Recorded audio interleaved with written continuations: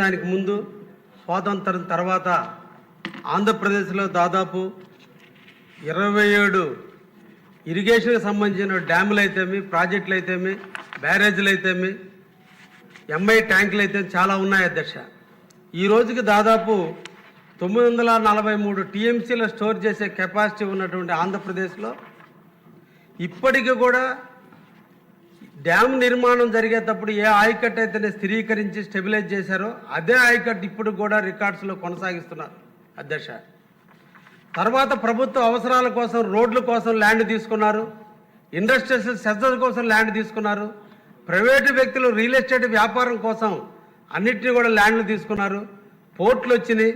ఈరోజు రకరకాల అవసరాల కోసం ఇరిగేషన్ ల్యాండ్ని ప్రభుత్వాలు ప్రైవేటు వ్యక్తులు తీసుకున్నప్పుడు వీటిని ల్యాండ్ కన్వర్షన్ యాక్ట్ 2006 కింద వ్యవసాయేతర భూమిగా మార్చినప్పుడు, ఏ భూములు అయితే వ్యవసాయ భూములు అయి ఉన్నాయో వాటిని వ్యవసాయేతర భూములుగా మార్చినప్పుడు ఇరిగేషన్ డిపార్ట్మెంట్ వారు వాళ్ళ డిపార్ట్మెంట్ పరిధిలో ఉన్నటువంటి ఆయకట్టు ల్యాండ్ని తగ్గించాల్సింది పోనిచ్చి ఇప్పటికి కూడా ప్రభుత్వం రిక్కల ప్రకారం ల్యాండ్ కన్వర్షన్ అయినటువంటి ల్యాండ్ను కూడా ఇరిగేటెడ్ ల్యాండ్గానే చూపించినందువల్ల డ్యామ్లో వాటర్ తక్కువగా ఉన్న కాలంలో అలొకేషన్ చేసేటప్పుడు కొంతమంది రైతులకు అన్యాయం జరుగుతున్నటువంటి విషయాన్ని మీ దృష్టికి తీసుకురావాలనే ఉద్దేశంతో ఈ క్వశ్చన్ని మీ ముందు ప్రవేశపెట్టడం అధ్యక్ష. ఇప్పటికీ కూడా డ్యామ్ నిర్మాణాలు జరిగిన కాడి నుంచి ఒక్క సంవత్సరం కూడా ఆయకట్టు స్థిరీకరణ జరగలేదు. దాదాపు లక్షల ఎకరాలు నాన్ కన్వర్షన్ ల్యాండ్లు అయిపోయినాయి. ఆఖరికి మీరు కూర్చున్నటువంటి ఈ స్థలం కూడా ఒకప్పుడు అగ్రికల్చర్ ల్యాండ్గా ఉంటే ఈరోజు నాన్ అగ్రికల్చర్గా దీన్ని కమర్షియల్గా చేసి ఇక్కడ మనకు బిల్డింగ్లు కడితే ఇప్పుడు కూడా ఇరిగేషన్ డిపార్ట్మెంట్ రెక్కల్లో ఇది ఇరిగేషన్ ల్యాండ్గానే చూపిస్తున్నారు అధ్యక్ష. ఇది ఎంతవరకు సమంజసమని మీ ద్వారా కన్సర్న్ మంత్రివర్యులు అడుగుతున్నాను అధ్యక్ష.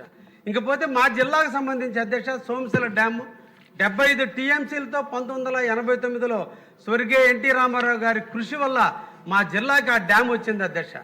76 టీఎంసీలతో వాటర్తో ఉంటే ఆయకట్టు స్థిరీకరణ ఇప్పటికీ జరగనందువల్ల నెల్లూరు పట్టణం ఒకప్పుడు మున్సిపాలిటీ, ఈరోజు అది కార్పొరేషన్ అయింది అధ్యక్ష. దాదాపు మన మంత్రివర్యులైనటువంటి నారాయణ గారు మెడికల్ కాలేజీ 100 ఎకరాలు ఉంది అధ్యక్ష.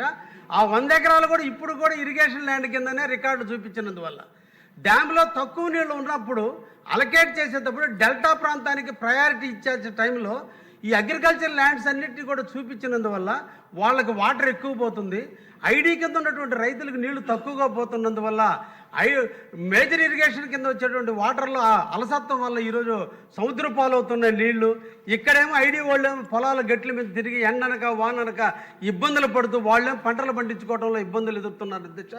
ఈ సందర్భంగా నేను మంత్రివర్యులను అడిగేది ఇమీడియట్లీ కూడా ఈ స్టెబిలైజ్ చేయండి. ల్యాండ్ కన్వర్షన్ పోయినటువంటి ల్యాండ్స్ ఏవైతే ఉన్నాయో వాటిని తీసేసి మిగతా వాటిని ఆయకట్టులో చూపిస్తే ఇంక కొన్ని వందల ఎకరాలు కొన్ని వేల ఎకరాలకి అదనపు ఆయకట్టు ఇచ్చేదానికి అవకాశం ఉంటుంది. కాబట్టి ఇరిగేషన్ అధికారులు, రెవెన్యూ అధికారులు, అదేవిధంగా అగ్రికల్చర్ అధికారులు ముగ్గురిని కోఆర్డినేట్ చేసుకొని కమిటీ వేసి తప్పకుండా దీన్ని స్థిరీకరణ చేస్తే రైతులకు అన్ని విధాల ఉపయోగకరం ఉంటుందని మీ ద్వారా మంత్రివర్యులు తెలియజేస్తున్నాను అధ్యక్ష.